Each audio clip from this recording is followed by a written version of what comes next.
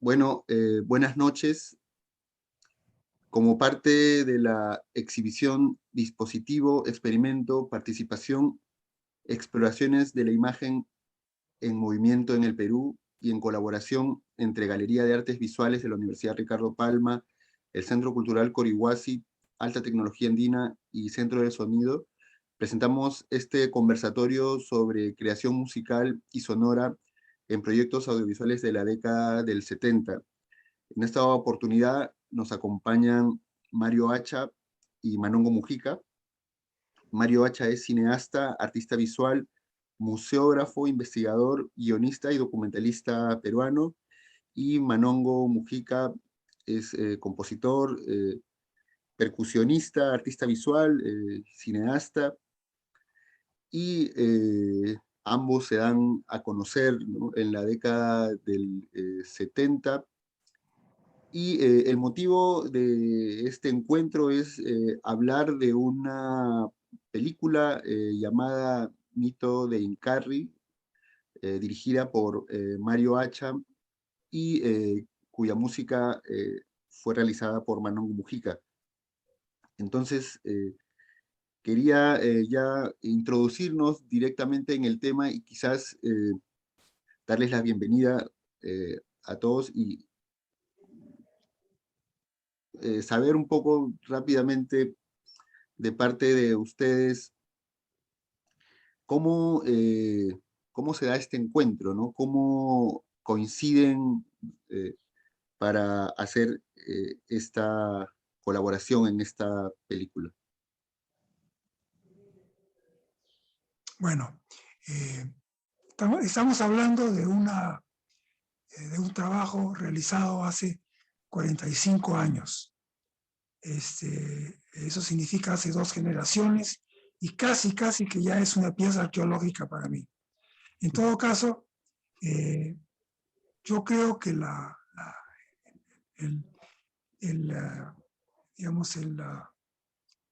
el objetivo cuando uno hace cine, no estamos hablando de video, de cine, estamos trabajando siempre de imagen y de sonido. Pero siempre cuando hablamos de sonido nos olvidamos de la música, que es probablemente la parte más afectiva que tiene una obra cinematográfica. Cuando se me ocurrió hacer Mito de Incarri, reviviendo los textos de Arguedas con respecto al Mito de Incarri y reviviendo las imágenes de Guamán Poma de Ayala del siglo XVI, dije, se puede trabajar muy bien el texto, se puede muy bien trabajar las imágenes que ya están hechas, simplemente hay que trabajarlas un poco en términos de edición, pero lo que es importante es la música, y la música requiere de un músico, eso es así de sencillo. Yo soy muy aficionado a la música, escucho mucha música, sobre todo clásica, y generalmente cuando yo hacía los trabajos para Naciones Unidas, siempre recurría a archivos musicales de música de diferentes épocas para poder ponerlas en las películas. Pero dije, para este caso necesitamos hacer algo especial, algo que sea compuesta específicamente a partir de las imágenes o a partir de la vivencia o de la imaginación del compositor, y me puse en contacto con Manongo. Y qué bueno que lo hice, porque creo que hizo un trabajo extraordinario con esa simbiosis que hay entre imagen y música en esta obra, donde además no hay palabra, o sea, todas son textos en pantalla, las imágenes que se mueven y la música, o sea, la música es casi como el coprotagónico con las imágenes. En tu caso, Manongo, ¿ya conocías el trabajo de Mario? ¿Tenías algún contacto con él previo? ¿Cuánta era tu experiencia dentro de este campo también de la música para películas hasta ese momento? Para mí fue una especie de iniciación, o sea, yo creo que ha sido uno de mis primeros trabajos. Me gustó mucho el concepto de Mario de hacer una especie de película de dibujos animados sobre el mito de Incarri, esa idea de utilizar los dibujos de Guamán Poma me pareció muy novedoso, y al mismo tiempo me di cuenta que el sonido tenía que ser precolombino o incaico, tener referentes no occidentales.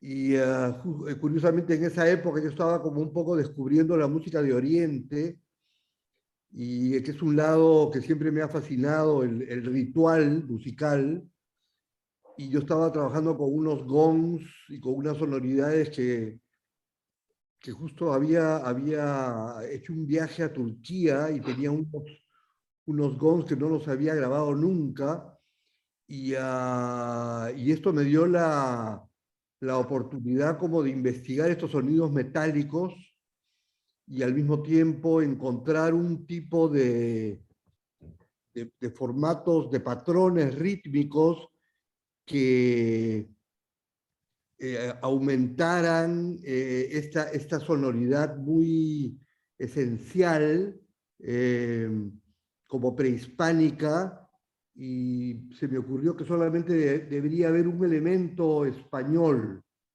y encontré una música antigua, y casi toda la película tiene como esta sensación ritual silenciosa, que ayer justamente la vi por primera vez después de 45 años, me la envió José Carlos Mariate y me gustó muchísimo.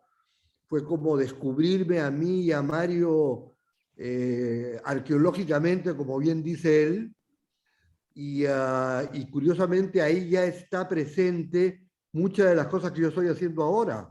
Fue como un inicio que me señaló una ruta o una dirección a la cual he recurrido a lo largo de los años, ¿no? Que es como despojar eh, a la música de lo superfluo, despojarla de los vestiditos guachafos que nos encantan los latinoamericanos, ¿no? El rulo, el tul, el arreglito, y para mí fue como que a la mierda con todo eso, ¿sabes? O sea, eso es parte del barroco guachafo latinoamericano, y los limeños pues somos los, los maestros, los genios de ese barroco. Entonces dije, no, quiero algo esencial, como los dibujos. Quiero seguir la línea del dibujo, de esa simplicidad, de esa cosa tan directa que tiene justamente el concepto de Mario en la película, ¿no? Que es rescatar el mito de Incarri a través de los dibujos de Guamán Poma. Entonces, un poco que eso a mí me dio la dirección de hacer una música así, como desnuda y al mismo tiempo ritual. Algo que es interesante en la película también, y que, bueno, has recalcado, Manongo, es que de hecho es algo bastante como sui generis para el momento, ¿no? Tiene este trabajo, digamos, del stop motion, de utilizarlo eh, los dibujos de Guamán Poma, eh, y ensamblarlos con esta música tuya más, ¿cómo decirlo?, como más avant-garde, genera algo que es como que nuevo, ¿no? Como una visión también de lo andino, eh, como que tiene una visión hacia el futuro, ¿no? No sé, Mario, o sea, me pongo a pensar, ¿no? ¿Tú cómo veías esta aproximación de Manongo de estos sonidos totalmente, pues, como raros, disonantes, ¿no? ¿Pensabas tú que quizás podrías haber usado también, no sé, música más tradicional, o definitivamente tú estabas a la búsqueda de algo como vanguardista? ¿Cómo fue ese proceso? No, o sea, de utilizar una música tradicional de ninguna manera. O sea, Manongo ha dado justo en el clavo cuando dice, cuando habla de esa simplicidad, cuando habla de esa cosa primigenia en cuanto a la música, que también está en los textos. Los textos casi son telegramáticos, son como pequeños telegramas que van avanzando con la historia. Entonces, tanto el texto como las imágenes, como la música, están exactamente en la misma sintonía, y eso es lo que más me agradó del trabajo de Manongo. Entonces, haber puesto, haber regresado a la guachafería que habla Manongo, hubiera, hubiera sido condenar el corto a una mediocridad absoluta, ¿no? De ninguna manera. Creo que esa manera de trabajar con los elementos primarios, digamos, tanto de la música como el sonido, como los textos, es una cosa que yo añoro mucho en general, no solamente en el cine peruano, sino en el cine en general. Basta ver las tonterías que uno ve en montones de canales de televisión o en los cines o el cine peruano de por sí, que, no, que todo eso, o sea, ese camino se ha perdido. O sea, yo creo que habría que como que recuperar de nuevo eso, porque la idea no era hacer simplemente un cortometraje para una oportunidad de un gobierno que nos daba la oportunidad de exhibirlo en los cines, sino era una aproximación mucho más poética y directa del lenguaje cinematográfico, que justamente se trata de lo que estamos hablando, ¿no? Y bueno, ya que mencionas esto último de esta oportunidad, ¿no? A partir te refieres de la ley de cine, ¿no? ¿Cómo fue recibido esto cuando se exhibió? ¿Tuvo mucho tiempo de exhibición? ¿En qué contexto se exhibió? ¿Recuerdas un poco cómo fue su, digamos, impacto un poco en Lima? No sé si en otros lados lo exhibiste. ¿Cómo fue eso? Bueno, a ver, lo que pasa es que esto es una pequeña historia de muchísima gente que se acogió a la ley 19.327. Hasta me acuerdo del número por lo impactante que fue en esa época. O sea, era completamente inédito que un gobierno que actualmente es muy desprestigiado, pero en todo lo que respecta a la ley de cine y en lo que respecta a la reforma educativa, fue quizás lo mejor que tuvo el Perú en años. Fue una de las mejores reformas educativas que ha habido hasta la fecha, y no creo que se supere, porque eso estuvo a cargo de Salazar Bondi. No solamente fue un problema de Velasco, del gobierno militar, sino fue un señor filósofo que de repente nos reunió un grupo de jóvenes muy grande: Jesús Ruiz Durán, Pepe Watanabe, Lorenzo Sores, yo y otra gente más que se me escapan en este momento por los años, y se nos dio la oportunidad de poder hacer cine directamente, recibiendo algo de la taquilla, algo inédito hasta ese momento. Yo, como mucha gente, reunimos un pequeño dinero con la familia, hicimos una productora y comenzamos a hacer, yo hice como 4 o 5 películas que se exhibían en todos los cines de Lima y después pasaba a provincias. Tengo todavía los cartones de permiso de las 5 películas, y creo que eso dio pie a que surgiera pues toda la gente de Hablemos de Cine, la gente que después hizo largometrajes, etcétera, etcétera. Lo que sucede es que en mi caso yo no me interesaba el cine narrativo, el tipo largometraje. Yo me quedé en los cortos y pasé después a una cosa más de videoarte y de instalaciones y de cosas más eh, eh, del medio audiovisual, del medio del arte visual. Entonces, sí, fue una excelente oportunidad y que nos dio para hacer este tipo de cosas, ¿no? Y además logró que muchas personas aledañas a esto, como los músicos, en el caso de Manongo y en el caso de su tío, Enrique Penilla. Enrique Penilla me hizo la musicalización de otros 2 cortos más, que era la vida cotidiana de Nazca y Paracas en la época precolombina. Y Lucho Lumberas me prestó instrumentos precolombinos reales. Fuimos a la casa de Enrique y grabamos la música con esos instrumentos. Entonces, pues esas cosas no hubieran sido posibles sin esa ley, ¿no? ¿Y tú, Manongo, sentías que esta ley de cine, bueno, definitivamente empezó a promover, ¿no?, la aparición de otras, digamos, carreras aledañas, como dices, a la realización misma, ¿no? Como el caso de los músicos que hacen las bandas sonoras para toda esta gran cantidad de películas que empieza a producirse. Pero tú, Manongo, ¿cómo te sentías haciendo este tipo de música? Porque claramente es una aproximación muy, también ¿cómo decirlo? Como rupturista de alguna forma, ¿no? No es no era lo habitual en ese momento, pero tú, ¿cómo sentías que la gente recibía ese tipo de sonidos? Bueno, es una paradoja porque, fíjate, tú dices que es un sonido vanguardista, hay atonalidad definitivamente, pero curiosamente mi enfoque era más ancestral. Entonces, en lo ancestral y en la vanguardia hay como un punto común. Quizá todo lo microtonal, ¿no? Ya está en Paracas o en Nazca, eso Bolaños, por ejemplo, lo entendió muy bien en sus estudios sobre las Antanas Nazca, que había una sofisticación de escalas, por ejemplo, musicales, ¿no? Y sin embargo, a nosotros nos habían vendido la idea de que nuestra música era primitiva porque no tenía la armonía europea. O sea, nos han vendido todo al revés, ¿no? Y claro, algunos nos dimos cuenta que eso era parte del vestidito, ¿no? Para que no escucháramos justamente esta hondura o esta profundidad de nuestra música ancestral.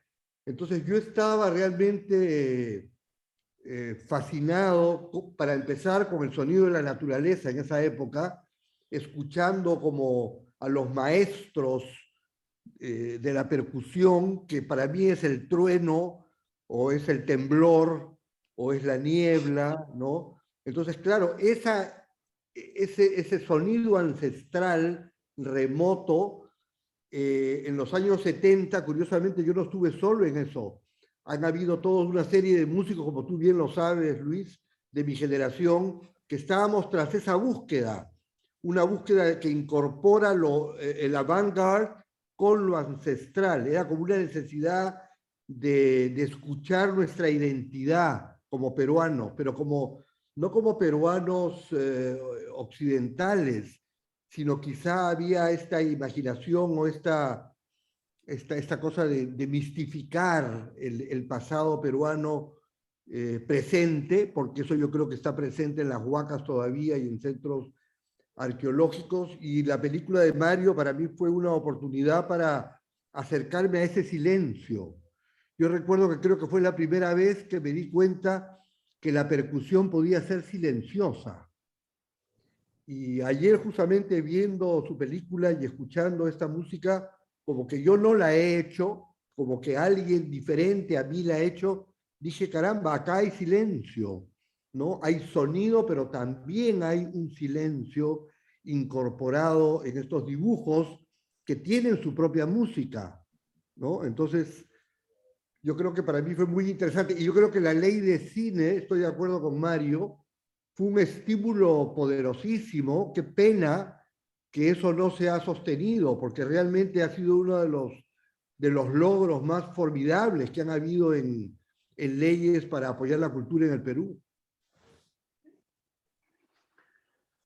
Algo que también, para continuar, Mario, es interesante, por ejemplo, que hay un interés, por ejemplo, como mencionas, por utilizar los instrumentos precolombinos, en el caso de las otras eh, películas que haces con Enrique Pinilla como músico, y Manongo, bueno, menciona también eh, esta idea, digamos, de entender, ¿no? El pasado musical no de una forma tan, digamos, rígida, sino que pensarlo como algo más abierto, hondo, ¿no? Como que puede conectarse incluso con formas más contemporáneas de la música, ¿no? Que es algo que también el mismo Valcárcel enfatizaba bastante.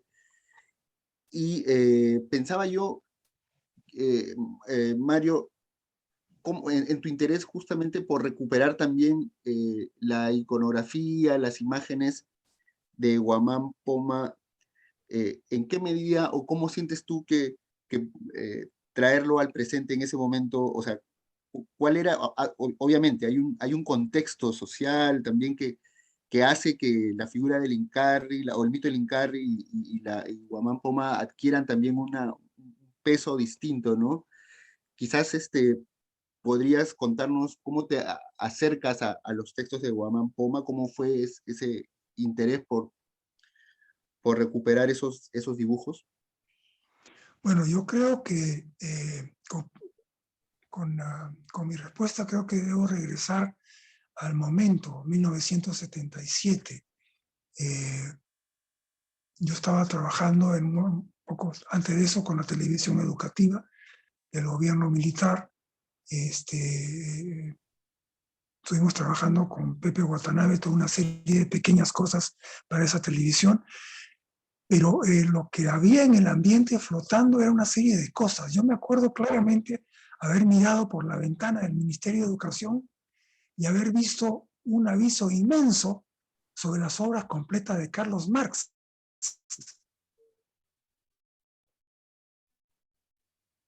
Cosa que era imposible hacer, porque en el pasaporte yo tenía sellado prohibido ir a Vietnam del Norte, prohibido ir a Rusia, prohibido ir a Cuba. Habían como no es una lista de países gigantes. Tengo el pasaporte todavía donde nos estaba prohibido ir. O sea, todo lo que significaba marxismo, todo lo que significaba comunismo, todo eso estaba vetado por completo en los gobiernos anteriores, pero de una manera drástica. O sea, simplemente no se podía ir, estaba prohibido. Y vi un día, voy al ministerio, subo al piso, último de los pisos, creo que está la televisión educativa, me asomo a la ventana y veo un aviso gigantesco, obra completa de Carlos Marx. Digo, acá ha pasado algo, en el país ha cambiado algo fundamental. Y no me refiero al hecho de ser socialista o no ser socialista, sino que había una libertad mucho mayor para que eso suceda.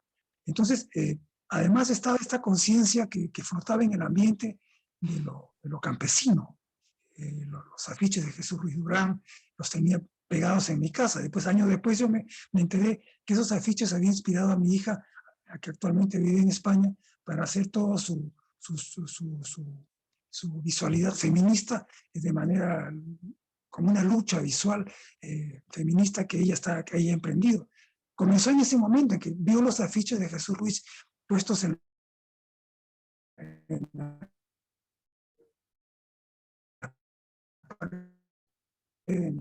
entonces, significaba estaba pasando y queríamos entender el Perú. Y entender el Perú significaba pues irse más allá de Lima, cosa que no sucedía. No conocíamos más allá de Lima. Mis hijas en ese momento no conocían el centro de Lima, nunca habían ido hasta que fueron mucho mayores. Porque era así, estábamos divididos, estábamos viviendo en guetos. Entonces, comenzó a interesarme esta cosa más primigenia, la cosa precolombina, la cosa campesina, el ambiente que había en ese momento. Me encontré con Guamán Poma y ahí, al leer el mito de Incarri, con que el Inca se está reconstituyendo para volver a regresar más fuerte, todo esto me impactó de una manera muy, muy fuerte, como una especie de conciencia social que no tenía. Entonces, de ahí surge la idea primaria de hacer algo sobre eso, ¿no? Y qué mejor que Guamán Poma, qué mejor que los dibujos, y hacerlo en dibujos de una manera muy sencilla, con textos muy sencillos y con una música que finalmente resultó muy ad hoc para esa idea.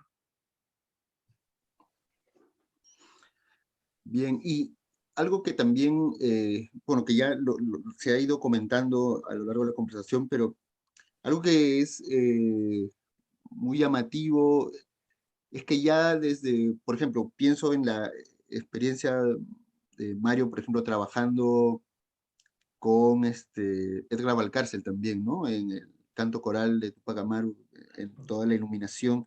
Y ya desde ese momento, ya, o sea, ya hay como una conciencia, ¿no? En el ambiente cultural de una renovación que involucra una especie de, ¿cómo decirlo? Como de revolución técnica, ¿no? De emplear nuevos dispositivos, elementos, ¿no? Algo que definitivamente es novedoso a nivel tecnológico y también remitirse al pasado, ¿no? Hacia lo que podría ser como lo ancestral o el pasado, digamos, eh, eh, del mundo andino, remitirse como a esta tradición que recupera en realidad la figura del mundo, digamos, la presencia del mundo andino, la pone en un lugar central. Y yo pensaba, si quisiera rastrear como un poco ese espíritu, digamos, o sea, tú para ese momento, dices el año 77, ya sientes que hay ese cambio, pero claramente eso ya estaba desde antes, ¿no? Que quería preguntarles un poco a ambos, ¿en qué momento o cómo sienten que se da ese cambio a nivel, digamos, de la práctica ya de los artistas visuales, de los cineastas, de los músicos?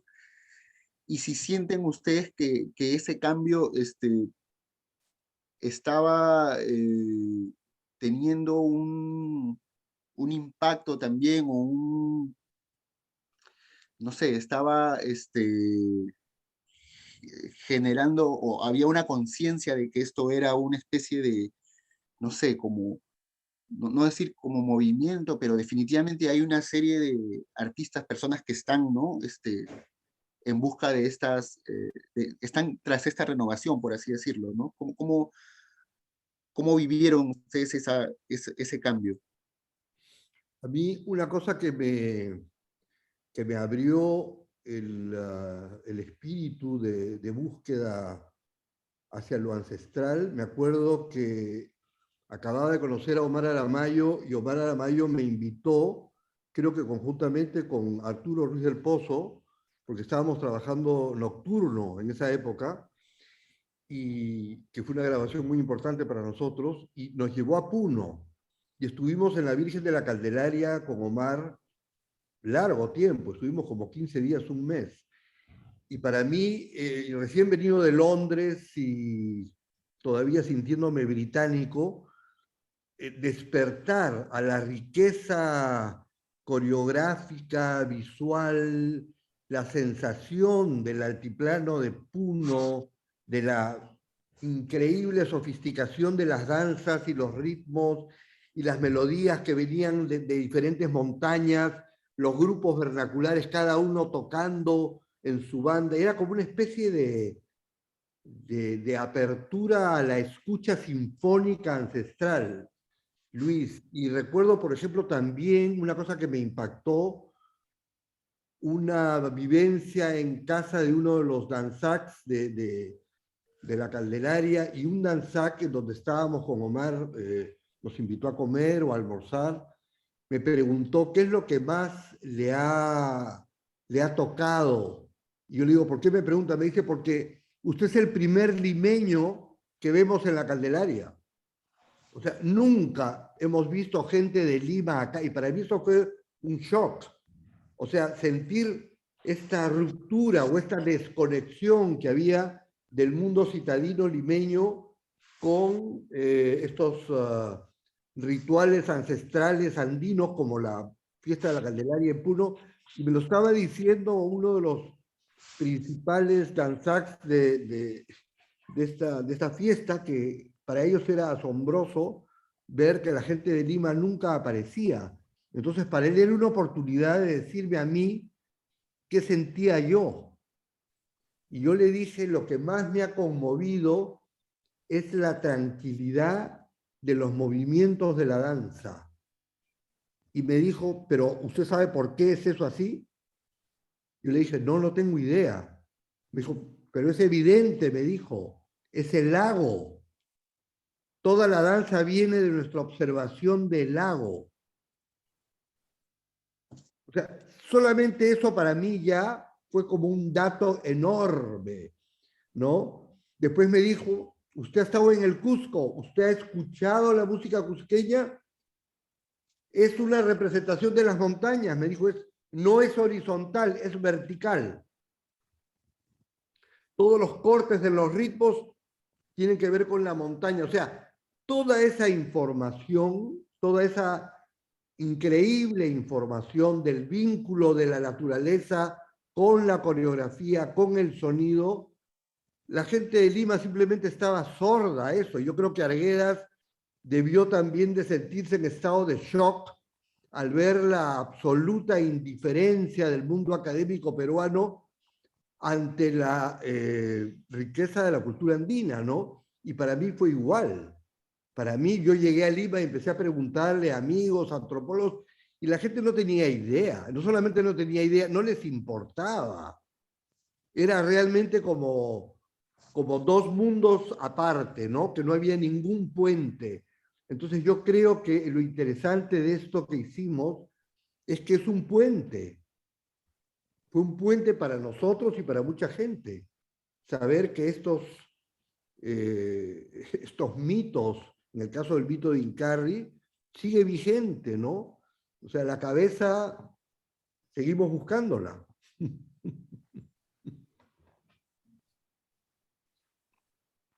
Y yo quisiera añadir algo, me parece excelente lo que acaba de decir Manongo. Esa lección aprendida de la relación imagen-sonido en las danzas y que está relacionada con el espacio, está quizás ahí un poco el kit del asunto con respecto a lo que es las culturas precolombinas. Cuando yo estudiaba arquitectura tenía una gran referencia para ver las casonas que se venían abajo, revividos coloniales, pero lo que me impactó sobre una manera muy fuerte fue Puruchuco. Uno entraba a Puruchuco y se encontraba con esta relación espacial desconocida para el mundo occidental, desconocida para los que estudiamos arquitectura o la historia de la arquitectura. Entonces, esta simpleza, estos muros, esta fuerza de la tierra misma, hecha adobe y hecha muro y hecha espacio, y hecho luz y sombra, etcétera, etcétera, impacta mucho. Y uno se da cuenta que pertenece a una cultura muy antigua, muy rica y con mucha posibilidad de desarrollo, cosa que algunos teóricos como Juan H. han tratado de ver esta teoría del arte mucho más en términos de nuestras culturas propias, quiero decir, en contra de toda esta cosa hegemónica venía de Europa, de Estados Unidos, etcétera, etcétera. Y eso coincide de alguna manera después en la época de Velasco con la cosa de la reivindicación del mundo campesino. Entonces, este manejo del espacio en función de una imagen y de una música que se revela, que se resuelve después en danzas y en sonidos, a mí me parece extraordinario, son culturas extraordinarias, nos hemos olvidado de todo eso. Yo acabo de regresar a Lima hace bueno, ahorita estoy en México otra vez, pero estuve en Lima unos cuantos meses, un par de meses, y me parece atroz lo que está pasando en general. Y no porque Lima se esté andinizando, lo cual sería bueno, sino es una andinización diferente, una andinización completamente transculturalizada. O sea, ya no es la comunidad trabajando para construir un techo, ya no es la comunidad para ayudar, sino es cada uno sálvese el que pueda. Es una andinidad transculturalizada totalmente absurda que además se ha mezclado con una serie de gente extranjera agresiva que pide limosna en las calles. En realidad me he encontrado con una Lima increíblemente transformada y que se ha apartado por completo de todo eso que estamos hablando. Entonces, he venido con mucha tristeza, viendo a los amigos realmente muy deprimidos y creo que el problema está en eso, o sea, nos hemos olvidado de lo que estamos hablando.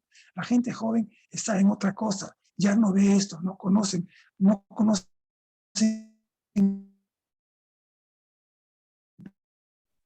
Perú. Y nosotros en esa época tratamos de hacer breta de trabajo, como los cineastas, bueno, no todos, en todo caso, hay de todo en este mundo, como se dice, pero creo que nos hemos olvidado de esa fuerza telúrica que estaba resuelta de alguna manera con esas culturas que se han ido transculturando. Entonces, eso lo vemos más como una queja y como una protesta, que además nos hemos olvidado de protestar. Nos quejamos, pero no protestamos con fuerza como se hacía en una época y como veíamos estar. Estamos mucho en tono de quejido.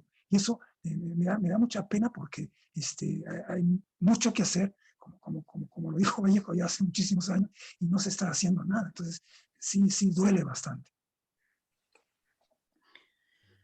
Un aspecto que, bueno, que quizás también quisiera poder tocar respecto al, digamos, proceso de esta pieza en sí, pero en general de lo que significaba, digamos, ser el tipo de artistas que ustedes eran en ese momento, ¿no? Que tiene que ver con la parte más bien técnica y la facilidad o viabilidad que esto tenía en ese momento. Por ejemplo, hacer esta pieza de stop motion, este cortometraje, editarlo, o sea, elaborar esto, no sé qué tan sencillo podría haber sido en ese momento, lo digo porque tampoco es que hayan muchas obras así, creo, ¿no? Entonces, en el Perú. Entonces, imagino que tenía eso algún tipo de, quizás de dificultad. Y por otro lado, en el caso de Manongo, la música, hay bastantes montajes también de audio aquí, ¿no? No es que solo una pieza grabada así nada más en una toma, ¿no? Sino que hay cosas montadas, y hacer también este tipo de trabajo también implica ir a un estudio, implica, ¿no? Hacer este tipo ya de procesos que tampoco son muy habituales en general para ese momento en la música peruana. Quería un poco que cada uno me cuente un poco su experiencia, ¿no? De lo que podría ser las dificultades técnicas o oportunidades, en todo caso, también que se les podrían presentar en ese momento para trabajar, ¿no? Mm. Sí, sí, Manongo, yo, Ah, Manongo, quizás tú. Tú, Mario.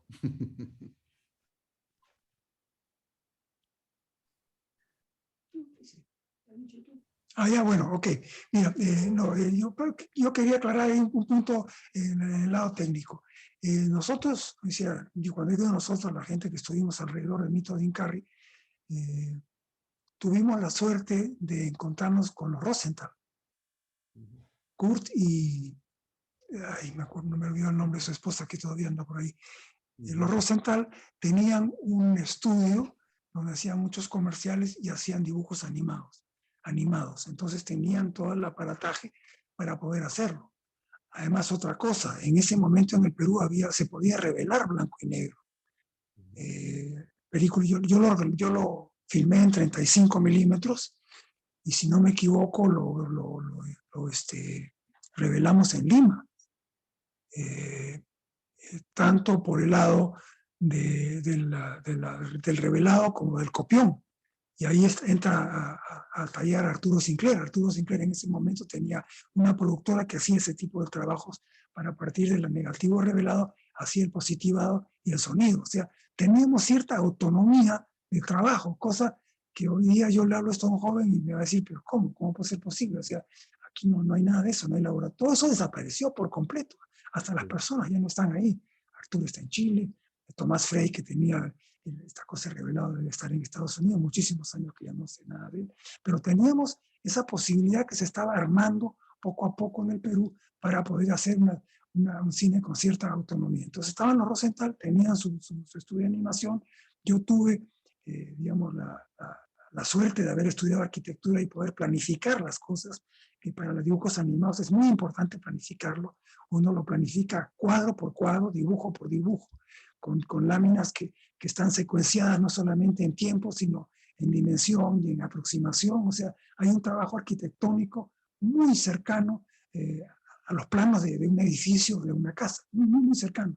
Y eso aunado a la línea paralela que es la parte sonora y musical. Entonces, sí había esa oportunidad, había esos laboratorios, había la posibilidad de hacer esa cosa de toma por toma, o sea, el dibujo animado, y estaban los Rosenthal que sabían ese tipo de técnicas. Yo lo que hice en el fondo fue planificar todo y les di las instrucciones de cómo hacerlo casi segundo por segundo. Tengo el guión inclusive exactamente de segundo por segundo, de los 8 minutos y medio que dura el corto, y ellos pues, simplemente lo llevaron a cabo, se filmó y listo, ¿no? Yo creo que eso fue una gran ventaja, ¿no? Esto me lleva voy a hacer un capítulo muy pequeñito, este tipo de autonomía existía ya a finales del siglo XIX en el Perú. Había mucha gente, muchas industrias que comenzaron a surgir en diferentes provincias y mi abuelo fue uno de ellos, Alfredo Hacha, que era padre de Juan Valdivia, Juan Hacha, el crítico de arte. Este señor, salido de la nada, hijo de un pescador, perdón, él mismo pescador, brequero del que mueve la línea del tren para cambiar de ruta, de repente a los 40 años, se convierte en industrial sin haber estudiado, en una fábrica de veras, hizo una fábrica de gaseosas, hizo todo una serie de que comenzaron a aparecer en el momento que llegaron las empresas transnacionales, se rompió por completo, desaparecieron las industrias y nunca más nadie volvió a hablar de ello, salvo los historiadores. Y eso fue un camino también que se rompió, como el mismo camino que estoy hablando con la cosa precolombina, con la cosa ancestral, que a partir de ahí se podría construir un país muchísimo más rico de lo que es ahora. En tu caso, Manongo, ¿cómo fue tu acercamiento, digamos, al trabajo en estudios? ¿Tuviste suerte también de cruzarte con gente un poco que entendía un poco lo que tú querías hacer? Nunca me enteré de eso, no sé si hay gente que entendió y que entienda lo que yo quiero hacer. Quizá hoy pienso en Chocolate, que hoy es su aniversario, hoy partió Choco hace 20 años, y hay una imagen de él que le he visto esta mañana, no sé quién la ha colgado en Facebook, que dice, yo mismo no entiendo lo que hago, no entiendo cómo se da, pero yo sé que yo no lo pienso, dice él. Yo me siento, ya está ahí, el sonido ya viene. No sé si tiene que ver con la posición de mi cuerpo o si tiene que ver con un ancestro que me lo envía. No sabemos, Luis, cómo es. Es un misterio realmente cómo recibimos la música, pero de hecho la recibimos. Alguien nos la envía. Somos, en el mejor de los casos, instrumentos para recibir ese material que no es nuestro, en realidad es un regalo que alguien nos está dando. Y cuando alguien te invita a ser parte de un proyecto, como en el caso de Mario, para musicalizar el mito de Incarri, para mí fue una oportunidad justamente para preguntarme cómo hacerlo, eso que yo tenía en la cabeza o eso que me estaban dando después de haber visto los dibujos en movimiento de Guamán Poma, cómo secuenciar las partes, ¿no? Y creo que fue la primera vez que concebí esta posibilidad de hacer varias tomas o de tener varias cosas en simultáneo, ¿no? Por más simples que fueran, pero para mí fue como un aprendizaje a pensar en varias pistas en simultáneo, ¿no? Que es una posibilidad infinita, ¿no? Pero que tienes que hacerlo de tal manera que no se note. O sea, yo creo que el mejor arreglo es el que no te das cuenta, el que fluye de una manera natural, ¿no? Sin embargo, ¿Recuerdas qué sonidos estabas usando? Porque además de los gongs, suenan otras cosas más, ¿no? Es como unas sí, frotaciones. hay un pututu que seguramente conseguía un músico andino para que lo tocara, que era muy importante el sonido de ese pututu. Después también están hay varias secuencias de batería, pero es una batería precolombina, ¿no? Es una batería, yo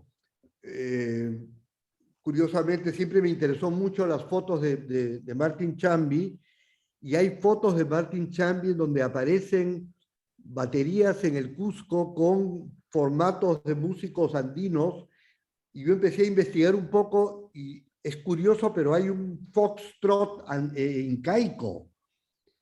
No sé cómo llega eso al Cusco, eso es un trabajo para ti, por ejemplo, para averiguar cómo es que se da este shimmy incaico o foxtrot incaico. Y Manuel Chaprado hace poco me dijo, oye, sería formidable que inventes una batería andina, me dijo, porque fíjate en las fotos, y yo le dije, sí, Manuel Cha, efectivamente siempre he visto con mucho asombro por qué Martin Chambi fotografió esas baterías andinas rodeadas de flautas, de quenas, ¿no? De toda la parafernalia de los vientos andinos. Era una rareza esa batería ahí en el medio, ¿no?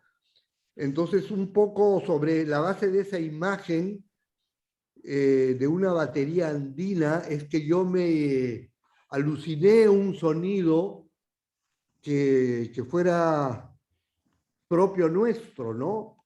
Yo creo que quizá esa imagen me ayudó muchísimo, pero ahí hay todo un trabajo por hacer, por redescubrir, ¿no? Sí. ¿Y recuerdas dónde grabaste esa pieza? Creo que como dice Mario, los Rosenthal tenían estos estudios que nos facilitaron todo eso. Sí, algunas cosas las filmé yo en el campo, sonidos naturales, no sé si viento, pero creo que todo lo demás lo hicimos en el estudio, sí. Sí. Bien, bueno, ya como para ir finalizando, quizás, aunque ya Que, Manungo mencionó esto, pero me gustaría un poco, quizás, que puedan decirnos, como ya después de 45 años, de volver a ver esta pieza, obviamente los procesos creativos de cada uno son distintos, ¿no? La forma de aproximarse quizás ahora al trabajo creativo obviamente ha cambiado, evolucionado, pero que, digamos, al ver este trabajo, ¿qué es lo que digamos, más, digamos, se reconoce en la actualidad, ¿no? ¿Qué es aquello que ha quedado, que permanece, que a ustedes les sorprende a la vez, ¿no? bueno, digamos, si me permiten continuar, yo creo que lo que más a mí personalmente me ha dejado marcado es una añoranza de trabajar en equipo. Es una añoranza de trabajar con especialistas de diferentes órdenes y el poder hacer un trabajo conjunto. Eso se extraña mucho. En esta época de celulares, de celulares en una mano y un perro en la otra, no hay posibilidad de hacer ese tipo de cosas.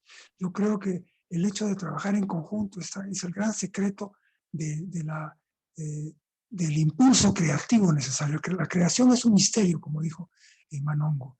Uno no sabe en qué momento surge una idea, surge una cosa, cuál es la relación mental que uno tiene de un recuerdo que se puede remontar cuando uno tiene 4 años a la que tuvo el año pasado, a la pelea que tuvo con no sé quién, etc. Entonces, esas interrelaciones son las que producen esa serie de ideas nuevas que en el fondo son nada más que son nuevas combinaciones de viejas relaciones.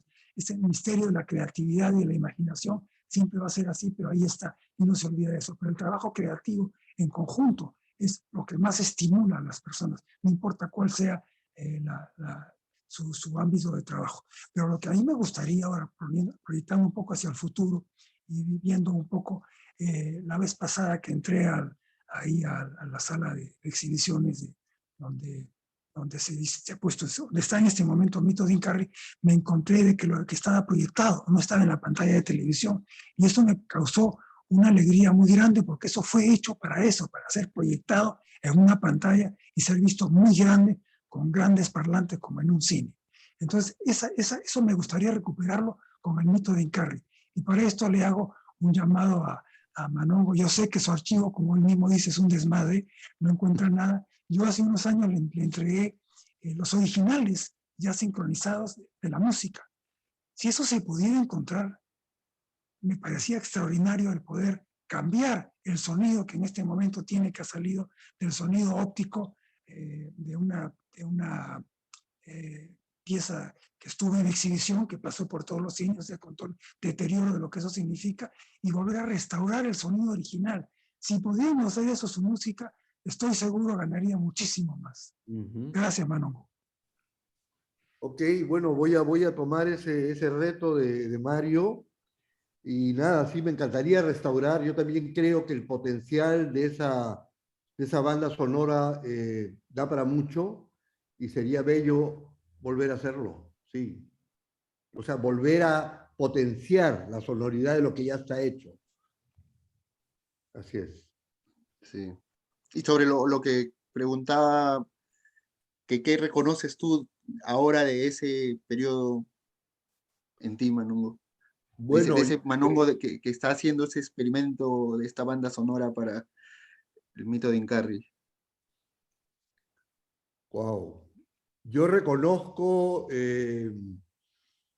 nuevamente como que hay seres que nos conocemos en la vida, como el caso de Mario y yo, que nos hemos conocido para esa situación, ¿no? Es como parte de un destino curioso que tanto él como yo nos tocó un interés de comprender la riqueza de nuestra cultura. Esto que él habla, por ejemplo, de la espacialidad de las construcciones precolombinas, es igual para el sonido. Tú ves en las plazas, la plaza de Chanchán, por ejemplo, hay un conocimiento acústico que se ha perdido completamente. Los mismos huacos, silbadores o sonoros, tienen un arte y un conocimiento acústico ancestral que nadie lo ha continuado.